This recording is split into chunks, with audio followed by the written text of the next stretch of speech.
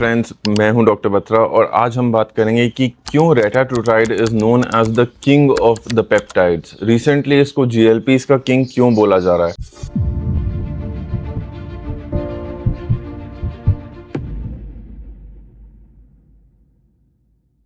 जितने भी हमारे जीएलपी के थ्रू काम करने वाले पेप्टाइड हैं, सारे फैट को बर्न करते हैं वाया एपेटाइट सप्रेशन, यानी आपकी भूख कम करते हैं। थोड़ा सा वो इंसुलिन रेजिस्टेंस डिक्रीज करते हैं, जिससे आपको और वेट लॉस का फायदा मिलता है। और सबसे इंपॉर्टेंट चीज, वो इन्फ्लेमेशन कम करते हैं। जो क्रॉनिक इन्फ्लेमेटरी स्टबन फैट होता है उसके निकलने में हेल्प करते हैं। तो हमारे यूजुअली प्रॉब्लम क्या आती है, जब भी हम वेट लॉस करने की कोशिश कर रहे होते हैं, हम एक कैलोरिक डेफिसिट में होते हैं, हम कम खाना खाते हैं, हम फास्टिंग स्टेट में, स्टारवेशन की स्टेट में होता है हमारा शरीर। यूजुअली फिजियोलॉजिकली इस केस में फैट एक पॉइंट के बाद बर्न होना बंद हो जाता है। आप देखेंगे जब भी आप डाइट शुरू करेंगे, आप एक कैलोरिक डेफिसिट रखेंगे, हाँ मैं मेंटेनेंस से 200 किलो कैलोरी या 400 किलो कैलोरी कम खा रहा हूँ, लेकिन एक पॉइंट के बाद आके वो वेट लॉस आपका जो शुरुआती आना शुरू होता है वो प्लेटो आउट हो जाता है। उसके पीछे का रीजन यही है कि जब आपका शरीर ऑलरेडी न्यूट्रिएंट की कमी में होता है तो वो फैट को एक पॉइंट के बाद तोड़ना बंद कर देता है, क्योंकि the amount of kilo calories required for the same amount of exercise वो कम हो जाती है। यानी कि आपका बॉडी एक तरीके से डील करता है एक डिक्रीज्ड कैलोरिक इनटेक वाली स्टेट के साथ bye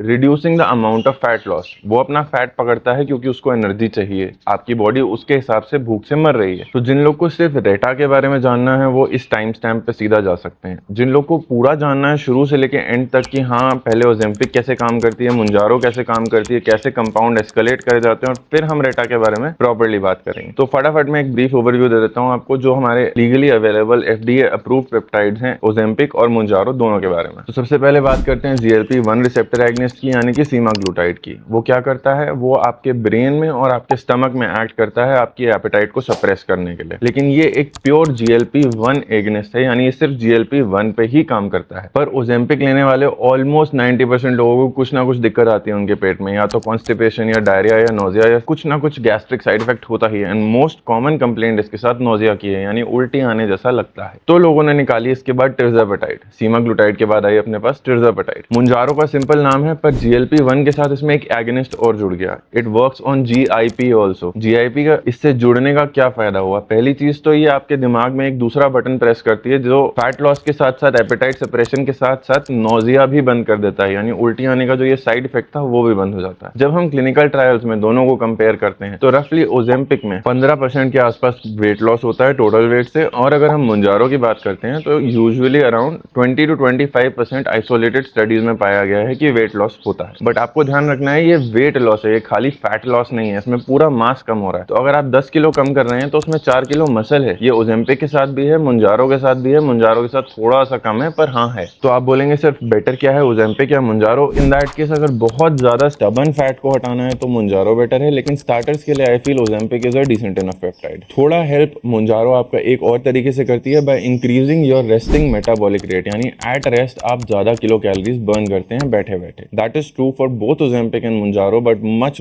more so for Mounjaro. अब हम आ जाते हैं सबसे इंपॉर्टेंट चीज के लिए, अपना सुपरस्टार रेटाट्रुटाइड, जिसके लिए आपने ये वीडियो खोली थी। मैंने आपको पहले भी बोला था इसकी अगर डोजिंग जाननी है, सारी चीजें जाननी है तो एंड तक देखें। ये रिसर्च केमिकल है, बहुत इजीली ये चीजें आपको कोई नहीं समझाएगा, ना ये अवेलेबल होंगी। तो रेटाट्रुटाइड क्या होता है? Retatrutide is a GLP plus GIP plus glucagon agonist. Glucagon receptor agonist का क्या मतलब होता है? तो जब आप एक फास्टिंग स्टेट में होते हैं तो ग्लूकागॉन एक फास्टिंग हार्मोन है, ये रिलीज होता है और ये आपके फैट को तोड़ता है एनर्जी बनाने के लिए, लेकिन ये सिर्फ तब होता है जब आप एक फास्टिंग स्टेट में होते हैं। So it is also got a secondary function as a lipolytic agent, यानी कि ये फैट तोड़ने का एक बहुत बढ़िया एजेंट है। इसका सेकेंडरी एक्शन फैट तोड़ना है। ये माइटोकॉन्ड्रियल अनकपलिंग नाम की एक मैकेनिज्म से थर्मोजेनेसिस बढ़ाता है शरीर में, यानी कि आपका जो फैट है वो बड़े बड़े हीट में कन्वर्ट होना स्टार्ट हो जाता है। और आप देखेंगे कि हाँ गर्मी तो डेफिनेटली लगती है, बट बैठे बैठे आपका फैट इससे बर्न होना स्टार्ट हो जाता है। जो प्लेटो की मैं बात कर रहा था पहले कि हाँ आप कैलोरिक डेफिसिट में अगर रहेंगे तो फिर आपके लिए मुश्किल हो जाता है कि मैं अब इससे ज्यादा वेट कैसे लूज करूं, क्योंकि बॉडी छोड़ती ही नहीं है फैट को। एक पॉइंट के बाद उसको कैलोरिक डेफिसिट के साथ एडजस्टमेंट करना पड़ता है और वो हर एक्टिविटी के लिए कम कैलोरीज यूज करती है, या आपका मेटाबॉलिज्म स्लो कर देती है।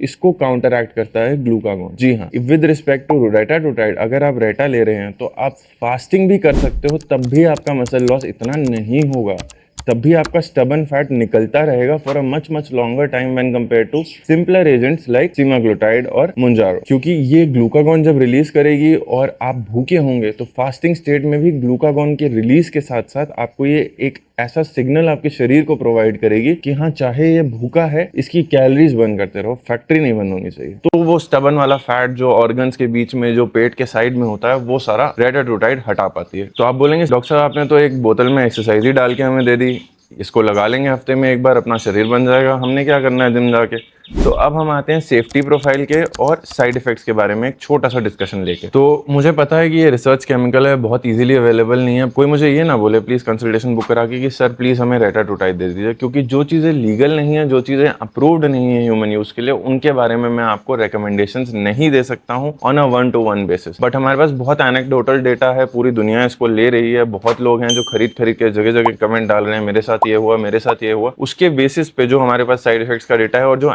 एनिमल स्टडीज पे हमारे पास साइड इफेक्ट्स का डेटा है, वो ये कहता है, जैसा फर्स्ट साइड इफेक्ट तो मैंने आपसे डिस्कस किया, मसल लॉस। जो भी आप लूज करेंगे वेट, उसमें से 20 से 40% कहीं भी मसल होगा। यूजुअली 10 kg के लॉस के साथ 4 kg मसल लॉस भी होता है। So it is not a drug that is very good for bodybuilders. It is good if you want to go for a cut, not something great if you want to bulk up और get a lot of lean muscle. That's not reta, that's a steroid cycle. दूसरा problem इसके साथ क्या आता है, ये baseline आपका resting heart rate थोड़ा बढ़ा देता है। भैया मेटाबॉलिज्म बढ़ रहा है, गर्मी बन रही है शरीर में, फैट बर्न हो रहा है, तो हार्ट रेट तो बढ़ेगा ही। तो रेस्टिंग हार्ट रेट 5 से 10 बीट पर मिनट बढ़ जाता है। नॉर्मल रेस्टिंग हार्ट रेट को 60 to 100 लिया जाता है, प्रेफर करा जाता है थोड़ा लोअर साइड पे रहे। पर अगर ये आपका 100 से ऊपर जाता है तब दिक्कत होती है। तो जिनका resting heart rate already 90s में रहता है उनके लिए ये ड्रग नहीं है। बट जिनका हार्ट रेट कम रहता है, 60, 70, 80 तक भी रहता है, रेटाट्रोटाइड यूजुअली बेसलाइन कुछ दिन के लिए बढ़ाती है और वापस एक बार शरीर को आदत होने के बाद नॉर्मलाइज हो जाती है। But it is a known side effect that people with tachycardia, यानी ज्यादा हार्ट रेट जिनका रहता है, उनको रेटा नहीं लेनी चाहिए। बहुत हाई डोजेस पे एलोडाइनिया का रिस्क होता है, मतलब नर्व एंडिंग्स में ग्लूकागॉन के रिसेप्टर्स होते हैं, वो इफेक्ट हो जाते हैं। बहुत डिटेल में नहीं जाऊंगा, पर ऐसा लगेगा कि पंखे का हवा भी अगर आपके शरीर को छुएगी तो बहुत दर्द होगा, कपड़ा छूने पर दर्द होगा। Allodynia is a rare side effect. उससे भी रेयर साइड इफेक्ट आता है पैंक्रेटाइटिस का, जो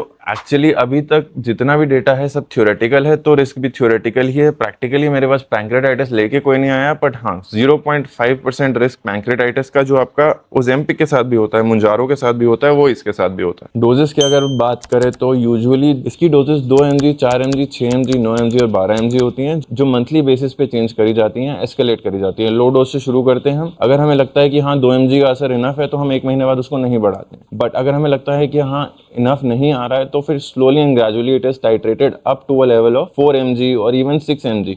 प्रैक्टिकली 9 mg, 12 mg कोई नहीं यूज करता। ये पैंक्रेटाइटिस वाली डोजेज हैं, ये साइड इफेक्ट्स वाली डोजेज हैं। एक और छोटी सी चीज मैं बताना चाहूंगा, कुछ लोग का इंसुलिन मेटाबॉलिज्म ऑलरेडी थोड़ा डिस्टर्ब होता है। अगर आप उन लोगों में से एक हैं और आप इस तरह के पेप्टाइड्स लेते हैं तो आप देखेंगे कुछ एनेक्डोटल रिपोर्ट्स हमें इस चीज की भी मिली है कि रेटा लेने के बाद थकान हो रही है, शरीर टूट रहा है, बॉडी एक हो रहा है। वो तब होता है जब आपका मेटाबॉलिज्म आउट ऑफ वैक चला जाता है। ऑलरेडी आपका बेसलाइन नहीं सही था, उसके ऊपर आपने एक मेटाबॉलिज्म मॉडिफायर ले लिया। तो अगर आपके पास ऐसा हो रहा है तो अपने ट्रीटिंग डॉक्टर को जरूर कंसल्ट करें, अपने आप डोजेज के साथ ना खेलें। एंड फाइनली कुछ लोग माइक्रो डोजिंग के बारे में बात करते हैं। मैं बहुत बड़ा फैन नहीं हूं माइक्रो डोजिंग का, क्योंकि आप माइक्रो डोजिंग जब देते हैं तो आप इस चीज के रिसेप्टर को भी सेंसिटाइज कर रहे हैं, धीरे धीरे उसको आप टॉलरेंट बना रहे हैं। वो ड्रग चाहे छोटी डोज में है, वो टकर टकर कर रही है रिसेप्टर के पास जाके। अगर रिसेप्टर एक्टिवेटेड है तो फिर ओवर टाइम उस रिसेप्टर की सेंसिटिविटी उस कंपाउंड के लिए कम हो जाती है, यानी आपको डोज और जल्दी बढ़ानी पड़ेगी अगर आप माइक्रो डोज कर रहे हैं। I know sounds paradoxical, but that is how it is. So I hope आपको रेटा के बारे में सारे बेसिक्स पता चल गए हो। ऑनलाइन कंसल्टेशन के लिए नंबर यहाँ पे आ रहा है। एंड आई होप आपका कोई भी डाउट है तो आप अपने कमेंट्स में शेयर करेंगे, अपने एक्सपीरियंसेस को कमेंट्स में शेयर करिए और लोगों को बताइए कि क्या हो रहा है रेटा के साथ और बाकी पेप्टाइड्स के साथ आपका क्या एक्सपीरियंस था। I hope everything is clear. Thank you for watching. Let's make India fit together.